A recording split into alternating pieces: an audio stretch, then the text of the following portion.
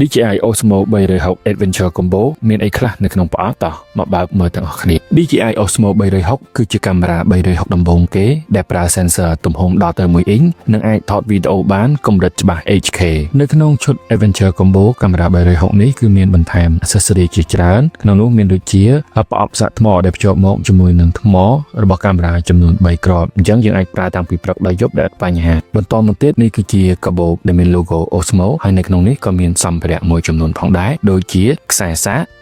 កណាត់សម្រាប់ជូតឡែនជើងទម្រដែលឆក់សម្រាប់ភ្ជាប់កាមេរ៉ាជាមួយនឹងដង DJI ក្រៅពីនេះយើងក៏នៅមានសម្ភារៈជាច្រើនទៀតនេះគឺជាសម្បកកៅស៊ូសម្រាប់ការពារកែវឡែនកុំឲ្យឆ្កូតពេលដែលយើងដាក់នៅក្នុងកាបូបឥឡូវនេះគឺជាតួឯករបស់យើងនៅក្នុងប្រអប់មានតែមួយទេគឺកាមេរ៉ា DJI Osmo 360យើងមានសម្ភារៈសំខាន់មួយទៀតគឺដង